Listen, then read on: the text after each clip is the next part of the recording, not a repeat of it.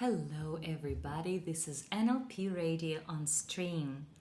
And again, in our studio today, we're having our guest, Alexander Gerasimov, and me, Olga Sarkisova, a radio NLP presenter, a linguist, and a philologist. Hello, Alexander. Hello, Olga. Today, we are discussing with our NLP trainer, NLP practitioner, NLP master, and a famous negotiator in Russia, Alexander. We are discussing metaprograms. We continue discussing metaprograms, and since lastly we touched upon procedures and opportunistic type of thinking, today we will touch upon general and specific, the two polar types of people, general and specific. And we'll talk about how to cooperate with them, how to deal with them, how to sell something to them, how to persuade them in things. So let's go from general to more specific, Alexander. Someone calls it a level of generalization. What would you call it? What is it all about? Общий и детальный. Это General and specific, it is about the ability to acquire and deliver information. Some people use broad terms in communication, общие слова. and they process information rather quickly. In general, basically, the very essence. Such people get stuck in details. When you start explaining them something in detail, they're getting bored and depressed and begin to yawn. Other people, on the contrary, want to figure out everything in detail. For example, before making a decision. Before purchasing something, such specific people usually spend several hours examining all possible parameters and characteristics of what they want to buy. Some people say, is it okay? In general, all right, let's go. You can easily identify such people, and it is reasonable to take it into account while communicating with such people and while selling something to such people, to take into account their habitual metaprograms.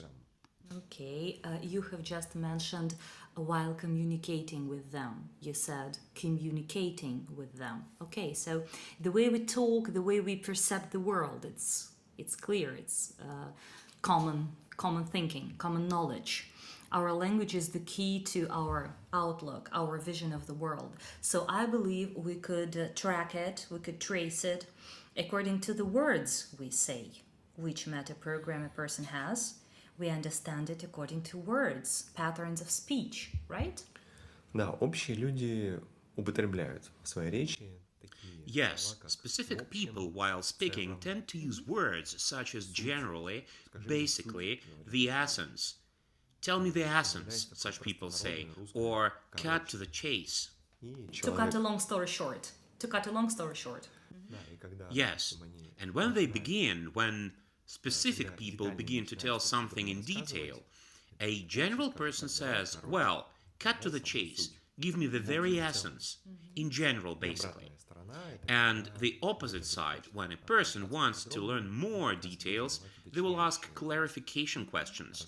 Tell me in more detail, how exactly, please specify how much, and where exactly.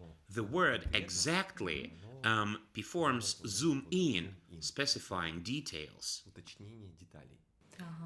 Okay. The question flowing from what you said is how to match to such person, how to match to him, to give more details, dates, names. You can match such person through specifying details. Based on my experience in communicating with people, I would say that people will be dosing the amount of detail which you are supposed to deliver themselves.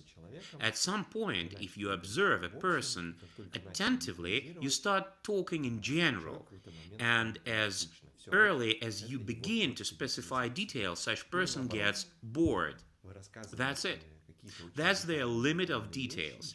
Or, on the contrary, и вы говорите, you are talking about something pretty much in detail, and such person gets bored. Then you say, cutting to the chase.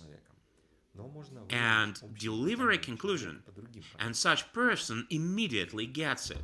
It refers to direct communication with someone. However, you can identify a general or specific person by other parameters, such as clothes, gestures, information processing, workplace, choice of occupation, and so on. Well, I've got a question, a huge hesitation right now, because let's take me as an example. In my work, in my profession, I'm extremely detailed, tremendously detailed, unbelievably detailed, even very boring up to this extent am I detailed. However, when we speak, when we talk, when person makes language mistakes, however, in other cases, let's take clothes, I'm not detailed. You can never see any details on my clothes. I'm very general. Да, это разница контекста в том числе. Yes, it is about different contexts, including we are specific or detail-oriented in a context where we are professionals. Very often, it is a method of figuring out whether or not a person in front of you is a professional. A professional is a person who has made a pyramid of mistakes in a very narrow, very specific area, and such person knows nearly everything about the corresponding context. If we take, for example, an athlete visiting a gym, a fitness coach and a medic, a doctor, they will take a human body differently. An athlete knows just that. For example, it is the biceps. A fitness coach can explain how the biceps is attached to the arm bones and what diet you should have to ensure that the biceps grows rapidly. A doctor can name it in Latin what it consists of, even on a cellular level. You might notice that professionalism means, first of all, the level of detail. When people are communicating with other people, the question is, do they want to get an expert opinion or do they want to acquire information? If you allow an expert to tell whatever they want, they will overwhelm you with lots of probably unneeded information. Unneeded, namely with respect to a specific situation. Therefore, in order to fill the borderline between a nudnik and an expert, you have to not provide the whole information you know, but to deliver only what a person wants to hear and is willing to digest. Okay. You have said it's a field where a person is professional, a field where he's an expert. Is it only this field, or also it could be a sphere which he's interested in? For instance, what he's interested in, he's detailed. And what he's not interested in, he's more general. Am I right? Where are the borderlines? Where are the borderlines between a professional and a person who is interested in something? As for the latter, their emotions and interests are the engine that allows them to move towards their professionalism. That's true, but those are different extents.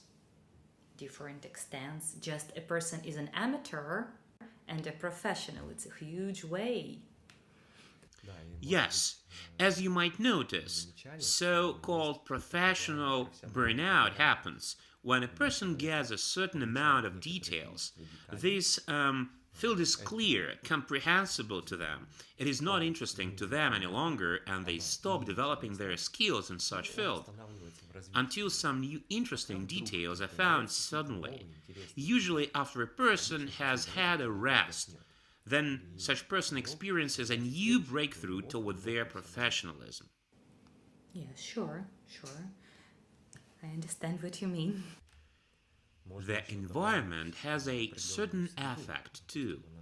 Availability of other professionals, availability of criteria of professionalism. From my point of view, a professional is a person having an infinite number of details in a single, very narrow context. Sure, I see. Okay, so the conclusion is such. The more we are interested in something, the more detailed we are in that. right? The more we are interested and involved, the more detailed we shall be. Yes.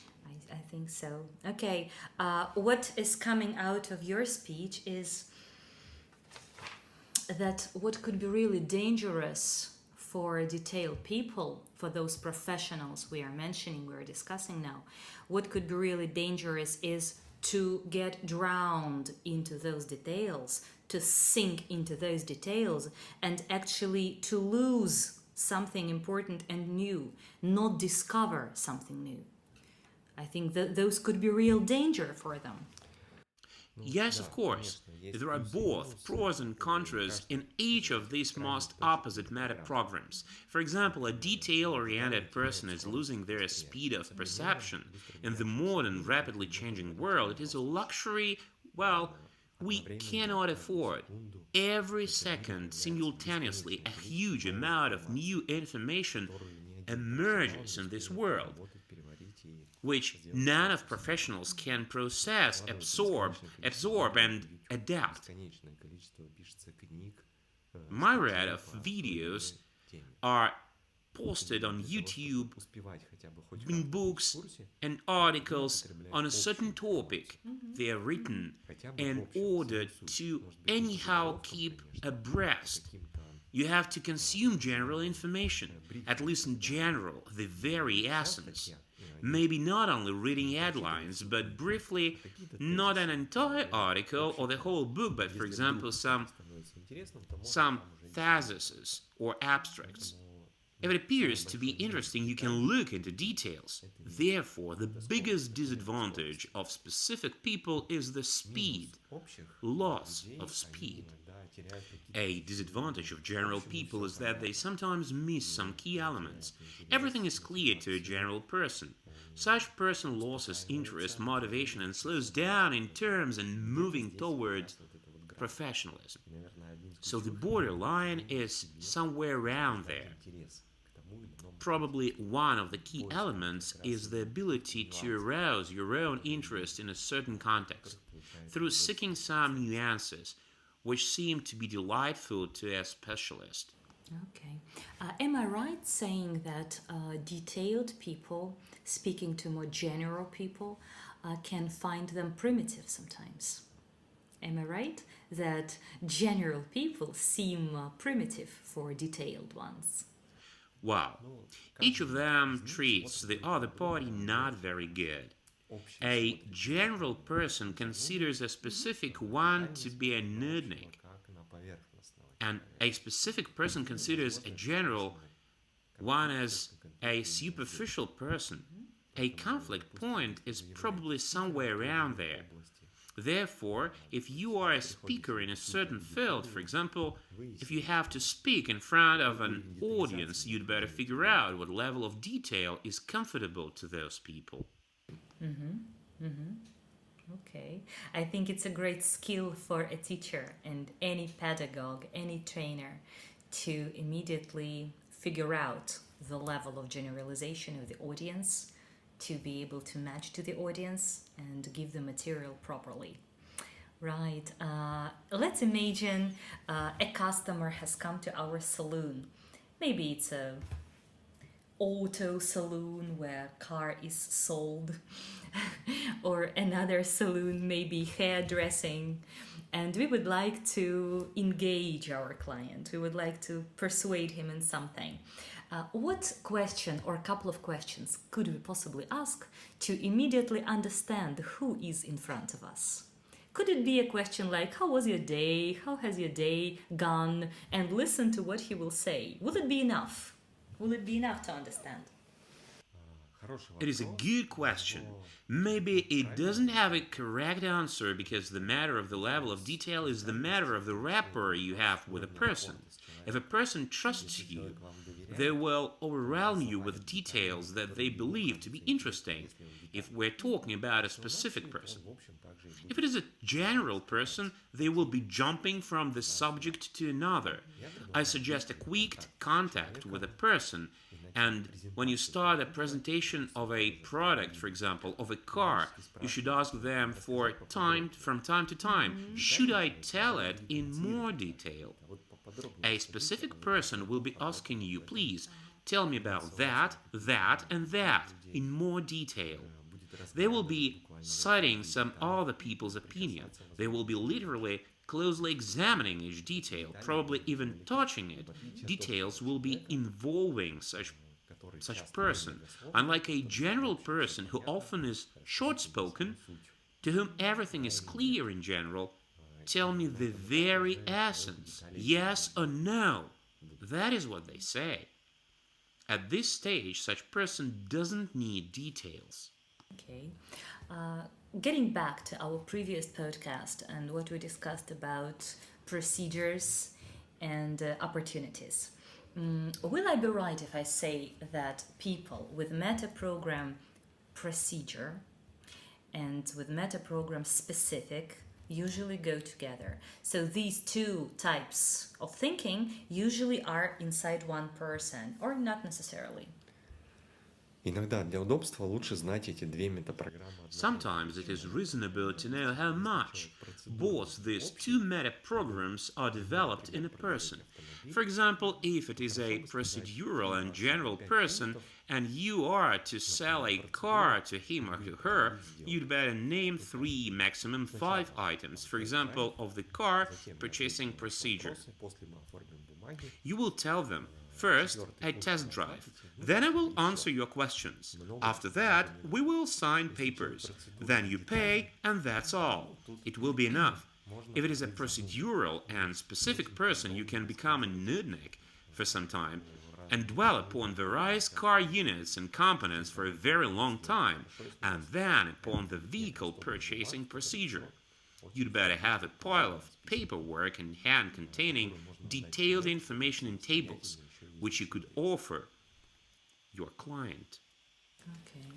If it is Если an человек возможностный и общий, opportunistic and general person, it is, тут, so to speak, скажем так, a настоящий true творческий creative человек. person. Yeah, it's too general. I'm just imagining opportunistic and general person. What type of profession and person could that be?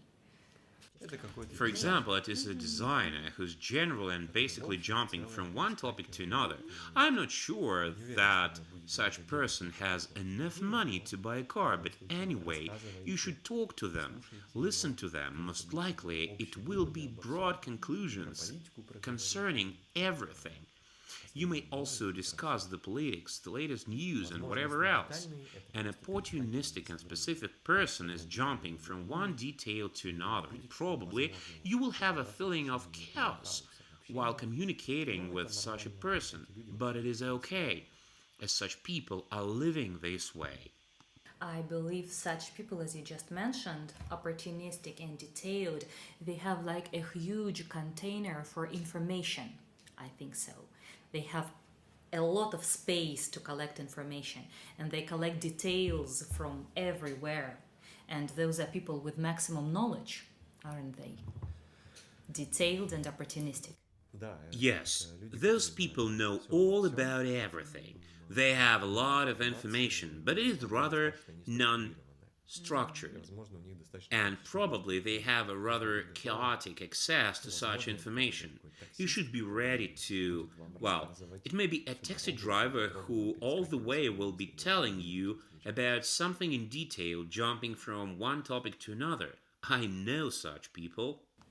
Great example, yeah. It's good to adduce examples. Okay, is it a good idea to combine people together? For instance, working collaboration, a duo of two people, like creative duo, maybe business doing together. One should be detailed, one should be general, one more procedure style, one more opportunistic. Or is it too banal what I have said? Or not necessarily so. Я думаю, на первом этапе I think at the beginning stage, such structure, such general structuring is possible. To take a general and procedural approach, to divide people into some simple types, but eventually, as has always been the case, details will begin to emerge, and it won't be sufficient to divide people into these metaprograms. However, we have some more metaprograms And based on those metaprograms, we are able to create a more accurate psychological portrait of a person. We can add the active, reflective metaprogram to our description of a person, of our customer, their towards or from motivation. So we get to a great extent, whole person. We can even compose those phrases in their language of communication. For example, let us imagine an active, having toward motivation, procedural and general person. You ought to very quickly tell such person how they can achieve their goal, to offer them a very well-defined action plan. You will say, cutting to the chase, step 1, step 2, step 3, and you have achieved a desired outcome. Let's do it, and that's it. Once again, for our listeners, active, motivation 2, procedures, and general. И вот вы становитесь таким человеком, который So you become such a person, acting very quickly. You must not be slow. You must not be a dumb saying. This simple procedure will allow you to achieve your goal. It's just 1, 2, 3. Probably no more steps will be needed, and such person will be happy to hear such an understanding sales manager. Okay, that was a great example. I think what makes this topic really vivid and lively is examples which you produce. Maybe another example. можем представить обратно. We can imagine the opposite side, a reflective, having from motivation, specific and opportunistic person, such a slow person. Oh, slowly, please, Alexander. Reflexive, motivation from, detailed, and opportunistic. Opportunistic thinking. He's slow. И представьте, вы приходите. Just imagine, you have such a customer and you slowly, one step at a time. It is critical to weigh everything, to cover all potential problems which may occur at any time, literally out of nothing. Detailed, motivation from, reflexive. Yeah, but opportunistic makes it different. Those may occur out of whatever and you don't anticipate them. From anywhere, okay. И вы их медленно, но точно. So you surely will slowly and steadily take those into consideration. If it happens, we will act this way. If suddenly, then this way. If it is possible, we will take it into account too. Probably it will take such person a long time to make a good decision, but people are different and we must be able to match each of them.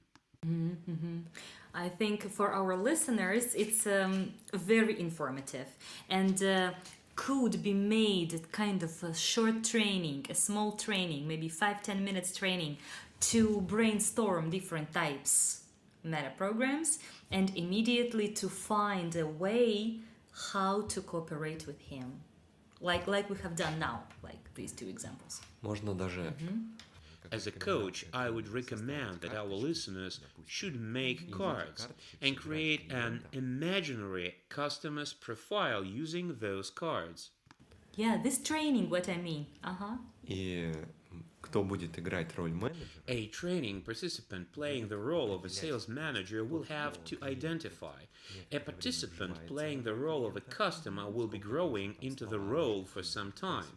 A card may contain certain words to be used and a certain behavior description.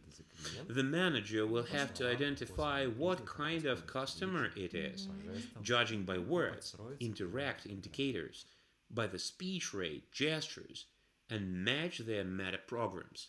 How much time, Alexander, does it need to be able to catch it? If we know metaprograms, if we know this material only too well, if we have learned it, a client comes over, or a target person for us, no matter a client or not, a target person comes over, how much time does it usually take from a professional to identify who is in front of us?